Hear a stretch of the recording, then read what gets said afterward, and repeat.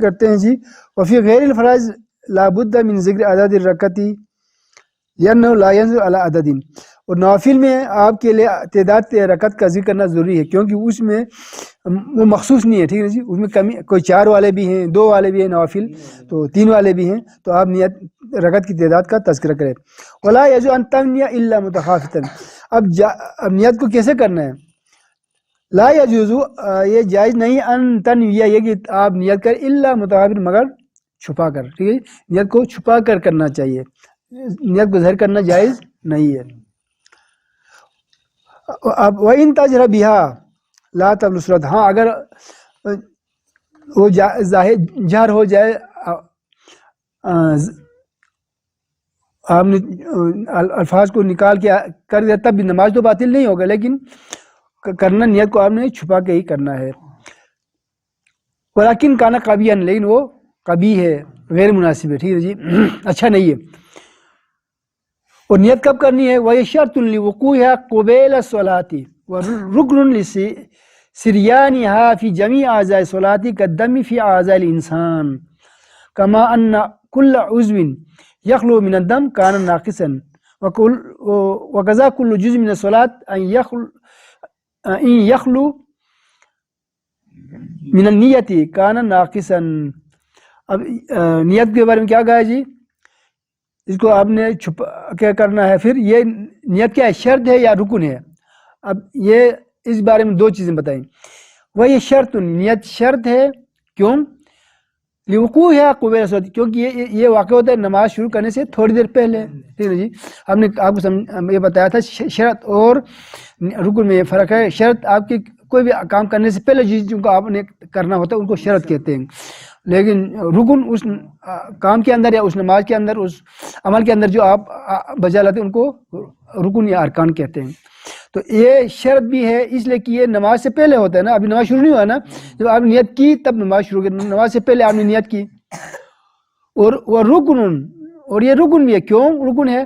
لسریانها فی جمیع اعضاء الصلاۃ، یہ کیونکہ نماز کے تمام اعضاء میں یہ شامل ہوتے ہیں نیت. ٹھیک ہے نا جی، آپ کی نیت ہے نا، میں نماز میں کھڑا ہوں، اللہ کے سامنے کھڑا ہوں، کیونکہ پوری نماز کے اندر اس کا یہ شامل رہتا ہے، اس لیے یہ رکن بھی ہے.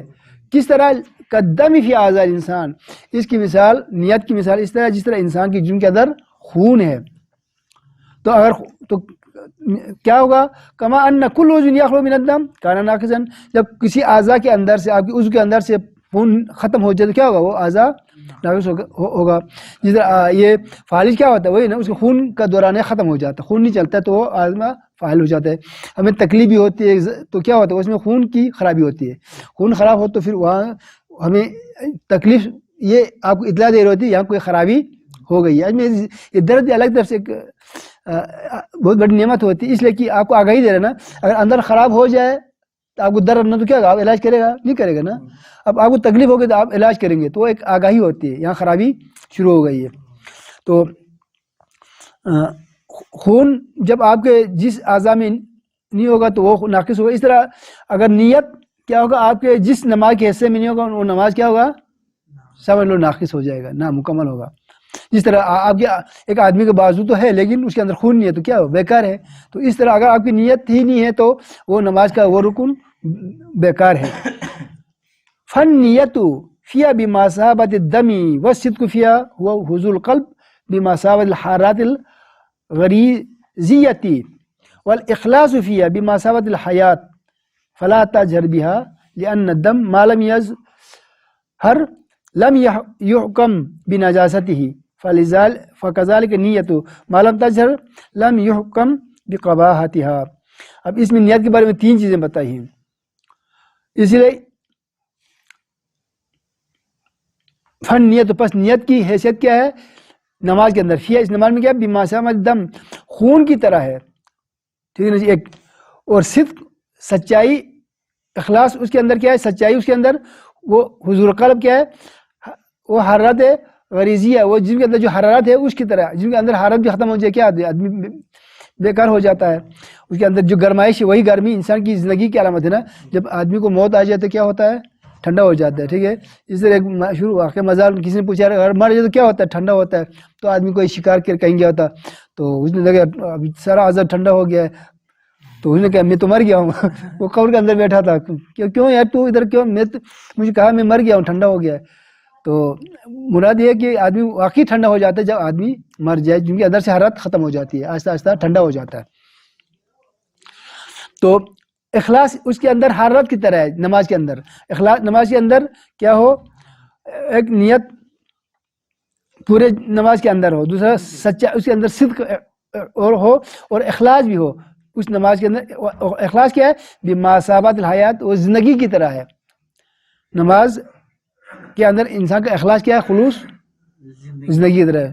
اگر اخلاص نہیں ہے تو زندگی نہیں ہے، تو سمجھ لو وہ نماز بغیر زندگی والی نماز ہوگی، مردہ نماز جسے کہہ سکتے، ٹھیک ہے۔ لا صلاۃ الا بحضور القلب، کہنا کوئی نماز نہیں مگر حضور قلب۔ حضور کو حاضر رکھنا، حضور کا من کیا ہے؟ حاضر رکھنا، دل کو نماز کے اندر ہی حاضر رکھنا۔ فلا تجہر بہا، اس لیے کہ آپ اس نیت کو ظاہر نہ کرے۔ کیوں؟ اس لیے کہ جب تک جسم کے اندر ہے آپ اس کو ناپاک کی حکم نہیں لگا سکتے۔ جسم کے اندر خون تو ہے لیکن ناپاک نہیں کہہ سکتے۔ اسی طرح نیت ہے، جب تک وہ ظاہر نہ ہو تو اس پر قباحت کا حکم نہیں لگا سکتے، جب ظاہر ہوگا تو اس پر قباحت کا، غیر مناسب ہونے کا حکم لگے گا۔ لہٰذا نیت کو آپ چھپا کر کریں، ٹھیک ہے جی، کیونکہ نیت ہے ہی کس کہتے ہیں؟ دل کے ارادہ کا نام ہے۔ اور اس نیت کے بارے میں یہ بھی کہا کہ آپ اوپر پڑھ کے آپ نے نیت دل سے ہی کرنی ہے، اگر آپ کی زبان پر جاری بھی ہو جائے تو فثواب، پھر وہ بہت اچھا ہے، بہتر ہے۔ اگر آپ کے زبان پر جاری نہ بھی ہو، آپ نے دل سے کر لیا تو آپ کی نیت صحیح ہوگی، لیکن اگر آپ نے دل سے نہیں کیا، زبان پر جاری ہے، تو سمجھ لو اصل حکم ہم سے ادا نہیں ہوا۔ تو اس لیے حضور قلب، دل کا حاضر رکھنا، اور تھوڑا مشکل کام بھی ہے، ٹھیک ہے جی، کیونکہ یوں صدق سچائی ہے نا۔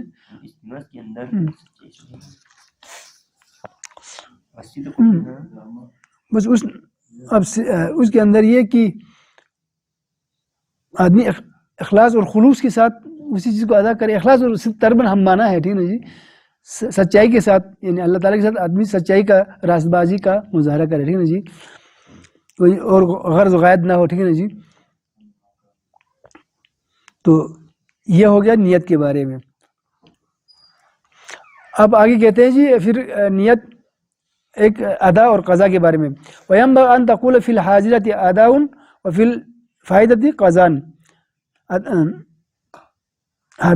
اور مناسب یہ کہ اگر آپ کی حاضر نماز ہے تو آپ ادا کا ہے، اور فوشیدہ نماز ہے تو قضا کا ہے۔ وَيَصِيحُ بِالْعَكْسِ، اس کا عکس بھی صحیح ہے، آپ ادا کو قضا بھی کہہ سکتے، ٹھیک ہے۔ قضا کا معنی کیا ہے؟ ادا کرنا۔ قضا کا وزن کیا ہے؟ ادا کرنا۔ اور وہ کہتے ہیں کوئی معنی میں حرج نہیں ہے، اصل چیز وہ آپ ٹائم ہے، ٹھیک ہے جی، ٹائم کے اندر ہے تو ادا ہے، ٹائم کے بعد ہے وہ آپ کا قضا ہو رہا ہے۔ الفاظ آپ جو بھی استعمال کریں اس سے کوئی فرق نہیں پڑے گا۔